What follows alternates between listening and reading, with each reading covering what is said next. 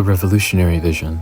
In 2012, a small tech startup from Santa Monica, California embarked on an ambitious mission to disrupt the gaming industry. The OUYA, an Android-based microconsole, was designed to democratize game development and provide an affordable alternative to traditional gaming platforms. Priced at only $99 and emphasizing accessibility, modding, and open development, the OUYA promised a revolution. Yet within 3 years, this bold vision crumbled, relegating the console to a cautionary tale of the gaming world. This essay explores the meteoric rise and steep decline of the OUYA, examining its triumphs, pitfalls, and ultimate legacy. The Kickstarter phenomenon. The OUYA's announcement in July 2012 captured widespread attention. With Julie Uhrman at the helm, supported by renowned designer Yves Behar, the team envisioned a console that broke the barriers of traditional game development, aimed to attract indie developers and consumers eager for a cost-effective alternative to giants like Sony, Microsoft, and Nintendo. To gauge interest and to secure funding, the OUYA launched a Kickstarter campaign with an initial goal of $950,000. The response was staggering. Within 24 hours, it raised over $1 million, setting a record for the fastest project to ever achieve such a milestone. By the campaign's conclusion, the OUYA had amassed $8.5 million from 63,000 backers. This resounding success not only validated the concept, but also marked OUYA as one of Kickstarter's most celebrated projects. Promises and design.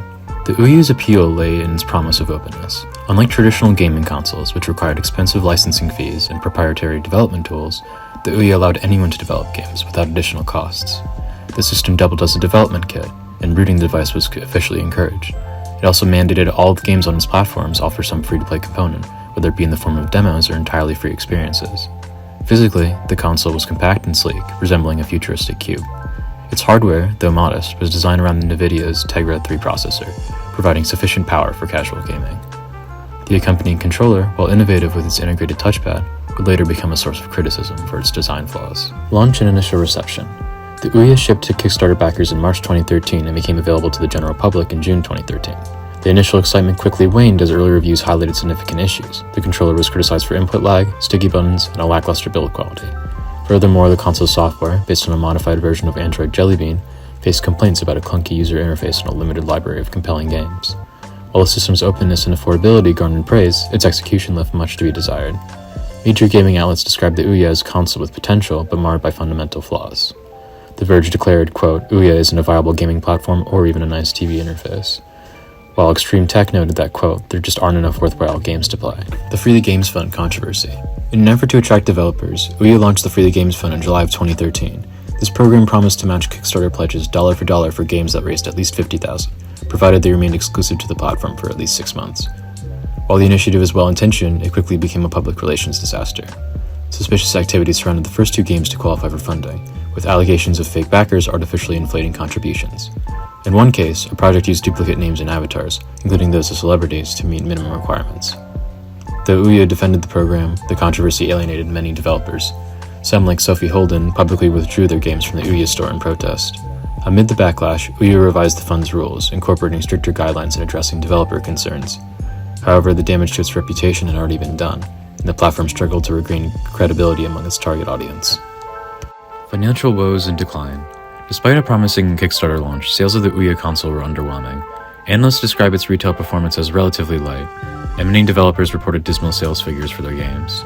For instance, Towerfall, considered the OUYA's flagship title, sold only 7,000 copies on the platform, before finding greater success on other systems. By 2014, the company is grappling with mounting debt and declining consumer interest.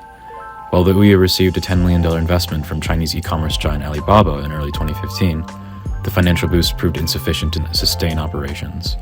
In April of 2015, reports surfaced that the company was seeking a buyer. In July of 2015, Razer Inc. acquired OUYA's software assets and hired its technical team, effectively ending the console's run. While Razer integrated OUYA's content library into its Forge TV program, it discontinued the hardware entirely. By 2019, all online services for OUYA were shut down, rendering many games unplayable. Lessons from the OUYA's failure. The fall of OUYA offers valuable lessons for tech startups and the gaming industry alike. At its core, OUYA's failure stemmed from a combination of unrealistic expectations, poor execution, and an inability to compete with established platforms. OUYA promised a gaming revolution but delivered a flawed product with limited appeal. Its hardware and software shortcomings alienated early adopters and stifled momentum. A console lives or dies by its games. While the OUYA boasted openness, it had failed to attract developers who could deliver high-quality exclusive titles. Without compelling content, the console struggled to retain players. Controversies like the Free the Games Fund eroded trust among indie developers and backers. A better managed incentive program might have strengthened the platform's ecosystem rather than fracturing it. Legacy and reflection.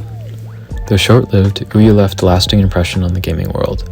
It demonstrated the potential of crowdfunding as a means to challenge industry norms and highlighted the growing demand for indie games.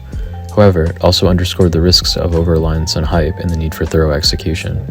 Today, OUYA is remembered as a bold but ultimately flawed experiment. While it failed to achieve its ambitious goals, it served as a precursor to the rise of indie-friendly platforms like the Nintendo Switch and Steam Deck, which have successfully carved niches by learning from OUYA's mistakes. The OUYA story is one of daring ambition tempered by hard lessons. It showed that even immense crowdfunding success and innovative ideas, execution is paramount. While the console's rise and fall were swift, its impact on the gaming industry endures as a reminder of the challenges in disrupting a highly competitive market.